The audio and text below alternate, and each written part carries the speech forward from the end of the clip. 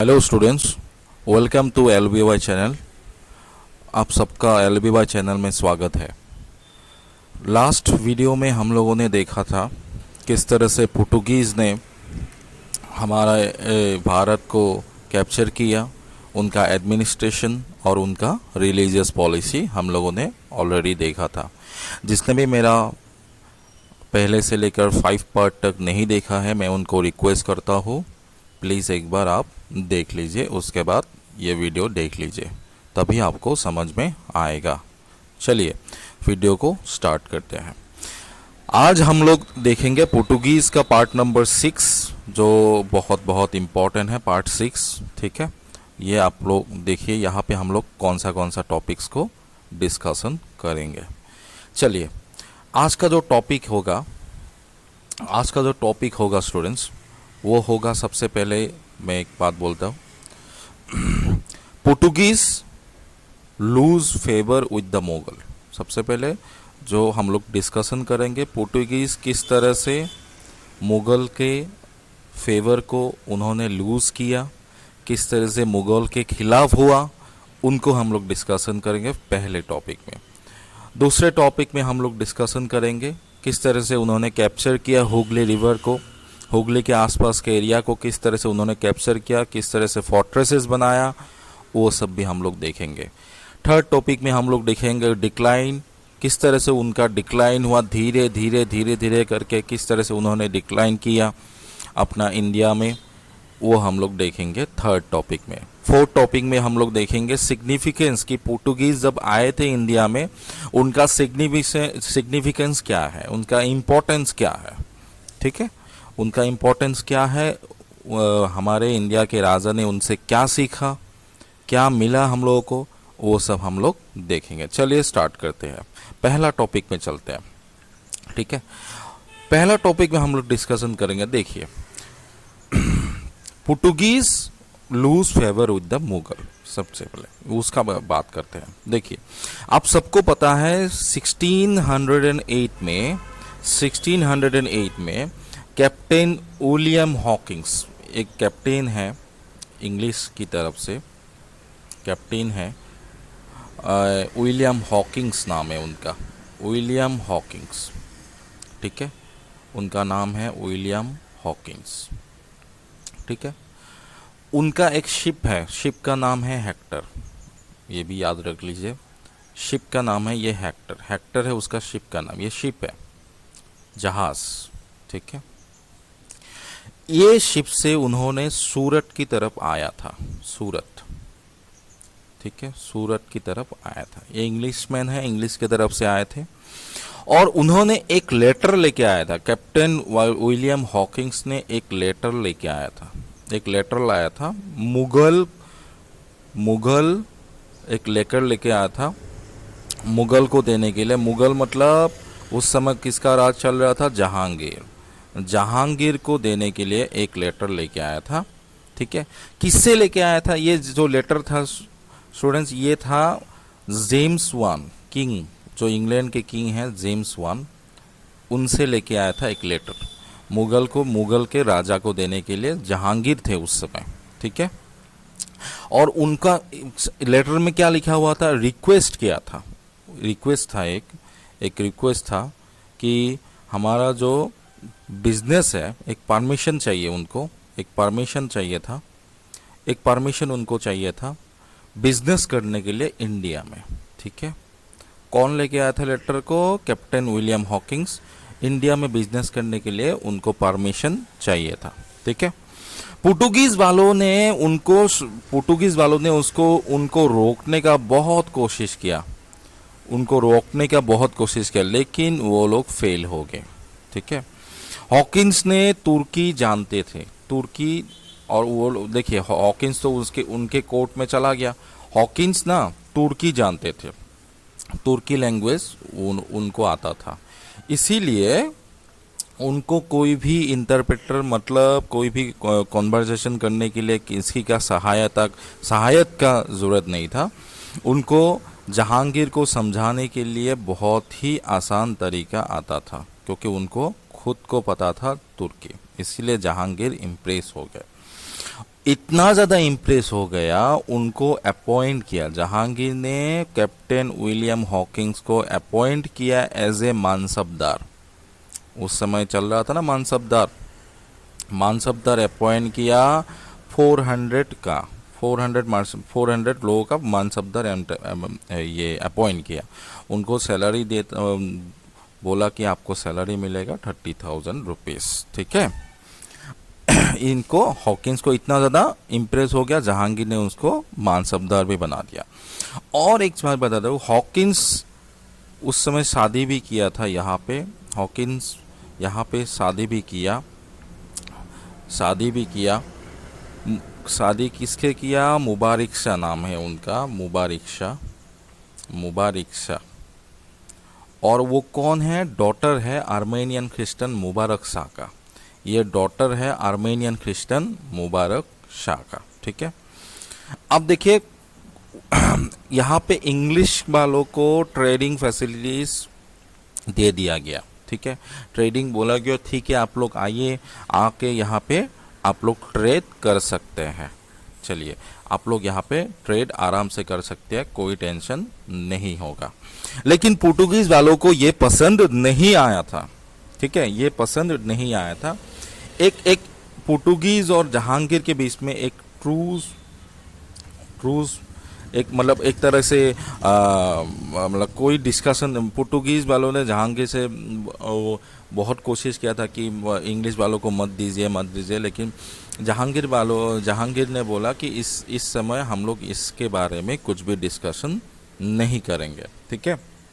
तो क्या हुआ उस समय, जब इंग्लिश का शिप था सूरत आने का कोशिश कर रहा था, उनको रोक दिया गया। इंग्लिश का जो शिप था उनको स्टॉप कर दिया गया। किसने रोका? पुर्तगालीज ने रोक दिया। उनको पुर्तगालीज वालों ने रोक दिया गया, सूरत को एंट्री करने नहीं दिया, ठीक है। सबसे पहले ये सुन लीजिए। तो हॉकिंस उस समय जहांगीर के कोर्ट में ही था। हॉकिंस को लगा ये क्या हुआ, आपने तो हमें तो ऑर्डर दे दिया। उनको लगा कि जहांगीर वालों ने धोखा दिया उनको, कि ये तो हमको बोला गया कि ठीक है हम आप कर सकते हैं, लेकिन यहाँ पे देखिए पुर्तगालीज वालों ने उनका शिप रोक दिया गया। इसीलिए हॉकिंस क्या हो गया, गुस्सा होके मुगल कोर्ट 1611 में मुगल कोर्ट हॉकिंस ने छोड़ दिया गया, ठीक है। ये आपको पता होना चाहिए, ठीक है। अब देखिए यहाँ पे क्या होता है। हॉकिंस वो बाफिल हो गए, वो छोड़ दिया गया। पुर्तगालीज, आपको पता है पुर्तगालीज वाले बहुत ही हरामी थे। वो लोग, उन लोगों ने क्या किया, एक गलती से एक दिन जहांगीर वालों का शिप को उन्होंने पकड़ लिया, 3 शिप को पकड़ लिया। जहांगीर वालों का 3 शिप को पकड़ लिया, गलती से मुगल का शिप को पकड़ लिया, ठीक है। पकड़ के लूट लिया उसको, ठीक है। और उस समय जहांगीर ने मतलब उस समय जब उसको पता चला कि पुर्तगालीज वालों ने ऐसा किया है, तो उनसे कॉम्पेंसेशन लेने के लिए वहाँ के जो गवर्नर थे उनको ऑर्डर दिया गया, ठीक है। धीरे धीरे करके पुर्तगालीज वालों को मुगल के खिलाफ जाना पड़ा, धीरे धीरे करके पुर्तगालीज वाले मुगल के खिलाफ जाना पड़ा। सेकेंड टॉपिक की बात करते हैं, कैप्चर ऑफ हुगली। किस तरह से हुगली को कैप्चर किया। देखिए, एक फरमान था, फरमान का नाम है सिरका 15, फरमान का नाम है सिरका 1579 की बात कर रहा हूँ मैं ये, ठीक है। उसके बेसिस पे उन लोगों ने सातगांव, एक इलाका है बंगाल में, वो है सातगांव, उस इलाके में उन लोग को परमिशन दिया गया, ठीक है, आप लोग ट्रेडिंग कर सकते हैं सतगांव में, ठीक है। ट्रेडिंग करने के लिए पुर्तगालीज वालों को परमिशन दिया था, ठीक है।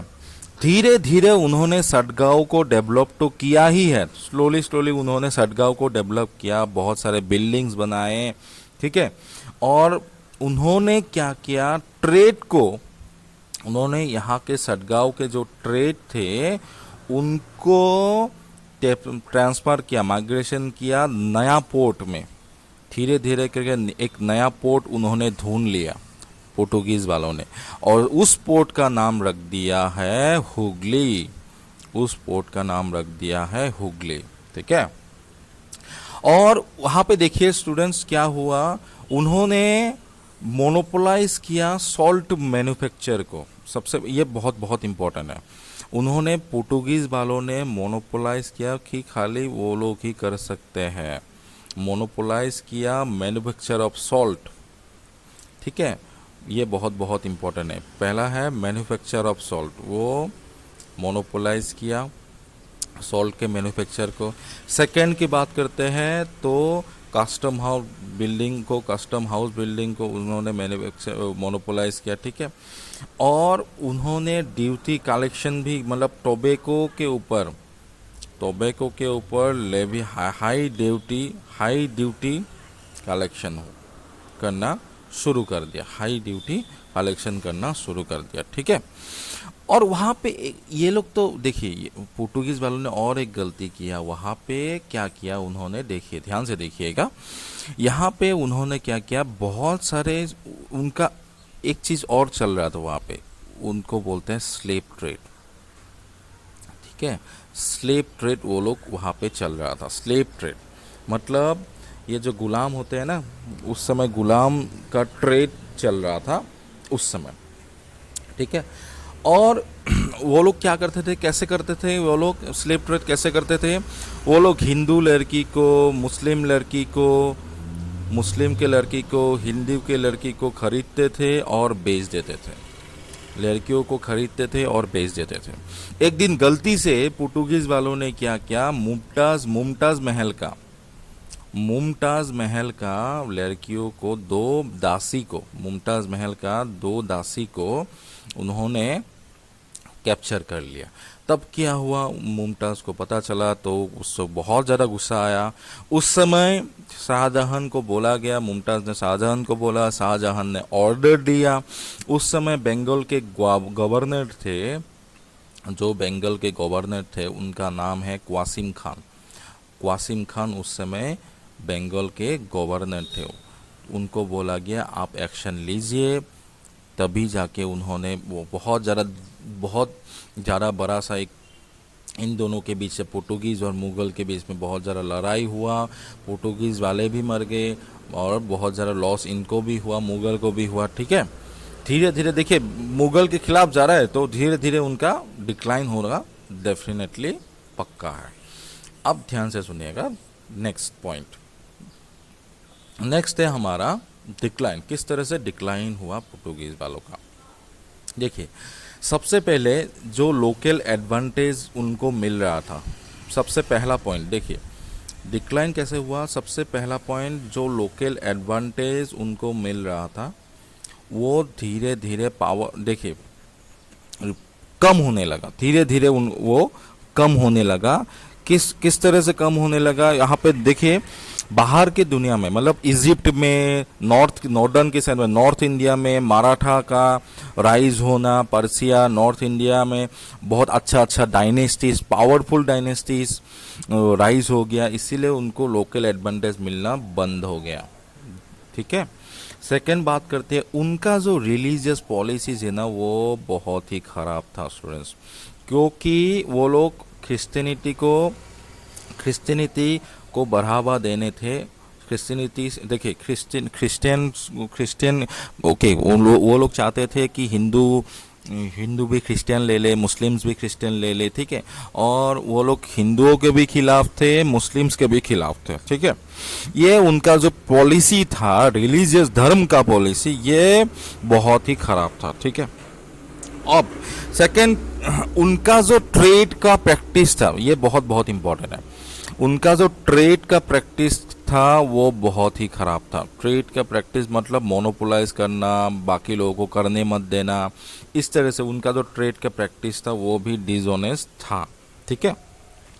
और ऊपर से थर्ड फोर्थ की बात करता हूँ, ब्राज़ील जब डिस्कवर हुआ, आपको पता है स्टूडेंट्स, पूरे वर्ल्ड को दो पार्ट में डिवाइड किया था। वेस्ट की तरफ थे स्पेन, वेस्ट की तरफ जा रहे थे स्पेन और ईस्ट की तरफ जा रहे थे पोर्टुगीज। ठीक है, जब स्पेन यहाँ पे ब्राजील का डिस्कवरी हुआ, उनका ध्यान उस तरफ गया, पोर्टुगीज वालों का ध्यान उस तरफ गया, मतलब ब्राजील की तरफ गया और डाइवर्टेड हो गया वो, इसीलिए इस तरफ ध्यान ज़्यादा नहीं दिया उन्होंने, इंडिया की तरफ ध्यान ज़्यादा नहीं दिया। ठीक है, तो अभी देखिए स्पेन, आपको पता है, आपको एक चीज़ पता होगा स्पेन और पुर्तगाल के बीच में एक ट्रीटी हुआ था, है ना। वो पोर्टुगीज की किस तरह से स्पेन, तो एक तरह से ऊपर से क्या है, बहुत सारे किंगडम, छोटे छोटे किंगडम थे ना, इंग्लैंड और हॉलैंड में, उस तरफ उनको, और बाकी सबको रूट के बारे में पता चल गया है ना, बाकी सबको जो वो लोग आए थे ना, एक सीक्रेट रूट बना के, सीक्रेट रूट एक बना के, सी रूट बना के आए थे ना, उनके बारे में सबको पता चल गया, वो लोग भी आने लगे इंडिया में, तो धीरे धीरे करके उनका डिक्लाइन होना इंडिया में शुरू हो गया। ठीक है, ये था डिक्लाइन, किस तरह से वो लोग डिक्लाइन कर दिए। ठीक है, अब अगर नेक्स्ट की बात करता हो हम लोग, देखिए स्टूडेंट्स, अगर नेक्स्ट की बात करता हो, उनका इम्पोर्टेंस भी था, कुछ ऐसा नहीं थे कि वो लोग खराब, ठीक है खराब थे, लेकिन उनका काम करने का तरीका, वो लोग कैसे करते थे, ठीक है, वो कुछ कुछ इम्पोर्टेंस भी है।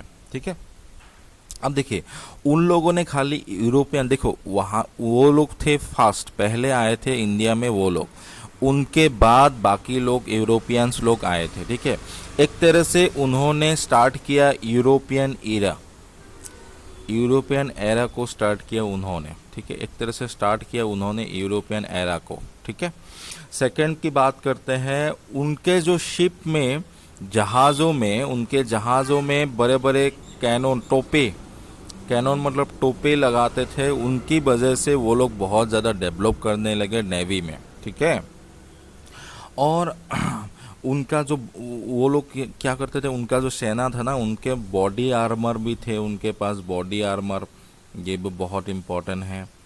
यहाँ पे लोगों को पता चला, आप वो लोग भी अपना सैनिकों को देने लगे, तो ये सब भी इम्पोर्टेंट उन लोगों से सीखा गया है। ठीक है, गन्स थे उनके पास, उनका भी पता चला कि गन्स को यूटिलाइज कर सकते हैं वार्स में, तो एक तरह से, और उनका जो सिस्टम था, ड्रिलिंग ग्रुप्स, मतलब उनका जो इन्फेंट्री, मतलब उनका जो सैनिक था, सिस्टम था, जिस तरह से वो लोग वार्स को लड़ते थे, उनका डिसिप्लिन था, वो सब भी इनके इंडिया में जो स्मॉलर किंगडम थे, राजा थे, वो लोग भी अपने सैनिकों को सिखाया था। ठीक है, अब यहाँ पे देखिए मिशनरीज और चार्ल्स जो थे ना, टीचर्स, पेट्रॉन्स, टीचर्स थे, वो लोग जो टीचर्स, प्रीस्ट जो बोलते हैं ना, वो लोग भी बहुत अच्छे अच्छे पेंटर थे स्टूडेंट्स, वो लोग भी बहुत अच्छे अच्छे पेंटर्स, वो उनके साथ आए थे, कार्वर्स थे,